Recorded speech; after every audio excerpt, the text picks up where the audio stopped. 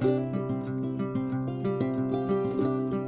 friends, Allison here. Welcome back to my channel. I have another layout to share with you today. It is a single 6x8-inch layout. It's going inside a 6x8 page protector in my album, and I'm focusing on creating with Simple Stories Let's Go today. I am using the word prompt make for this layout as well.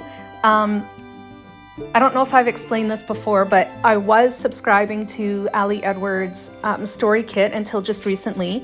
I absolutely love the word prompt idea as a way to help me dig deeper into my documenting and tell stories that are more meaningful. So even though I'm not able to continue subscribing right now, I'm still loosely following along using my own products using the word prompt. So that's why I'm still using Ali Edwards word prompts, even though I'm not currently subscribing. I hope to again someday in the future, but it's just not really in the budget right now. So I wanted to get that out of the way and explain why I use the word prompts. Besides just thinking that it's genius and has really helped me with my scrapbooking. Back to the layout. So I had this, the block pattern paper down at the bottom of this layout. I had a chunk of it left. I'd used a portion of it on another layout at some point and felt inspired to use that pattern paper for this particular story. And I built the layout around that. That's really where it started and what inspired me. I have a hybrid layout that I'm working on today. So there's physical products from Simple Stories, puffy stickers, the die cuts, pattern paper, of course, from the 6x8 paper pad, and also digital elements made with my Cricut. So one of those elements is this frame. And then inside the frame, there's a phrase that was written with a Cricut pen. The phrase is, "Making progress never felt so good." And that was written in fuchsia ink. And then on top of that, basically that's the subtitle. The main title of my layout is Limitless. And so I pulled that off of this puffy sticker sheet that is from Simple Stories. It's from the I Am collection. I think it's an older collection, but thought that was perfect for the title of this layout and to help summarize the story that I am documenting. The story that I'm documenting is my daughter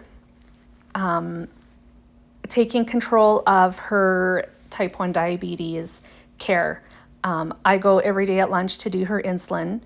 I have been until recently, I should say, and help her throughout the day and through the night with her care. She wasn't really confident doing the actual insulin injections on her own until recently. She's really focused on getting the pump. She's a great candidate for an insulin pump, and so she wants that, and she's doing what she can to help herself out to reach that goal, which we are so super proud of her for that.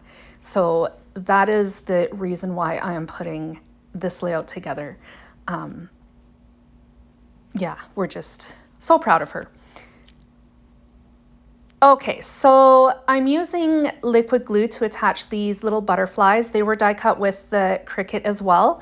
And then the little scallop border underneath the frame, I actually punched with a scallop border punch that I have in my stash.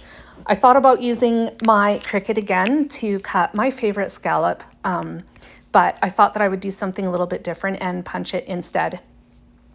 I also cut a tiny little piece of the same block pattern paper that's down at the bottom for the top. And that's just going to be over top of my journaling, which I wrote with my Cricut. I attached it to a rectangle shape in Cricut Design Space, chose to use the suntan pen. In Cricut, I don't have that option. I think they call it tawny, but anyways, you can put whatever pen you want in it, even though you select certain colors. So that's the one that I used. And I put that on American Crafts textured, I think it's called vanilla cardstock. And then on top of that, there is a phrase sticker from Coco Vanilla Studio, and it is Reach for the Stars. And then I'm just building this little cluster here to the left of that phrase. I wasn't really sure I wanted to put the brad on top of the photo spot because obviously a photo is still coming and needs to be adhered over top of the little placeholder that I put there. So I didn't add liquid glue to the back of the brad, just so that hopefully it comes off easily in the future when I'm able to put a photo in that spot. Then I'll add the liquid glue. Thank you so much for joining me today, friends. That obviously brings me to the end of this process video. I hope you enjoyed my video. I hope it inspires you. And if you did enjoy it, please give me a thumbs up and a like. And if you'd like to see more hybrid scrapbooking layouts, consider subscribing to my channel. I'll be back again soon with more creative inspiration. Bye guys.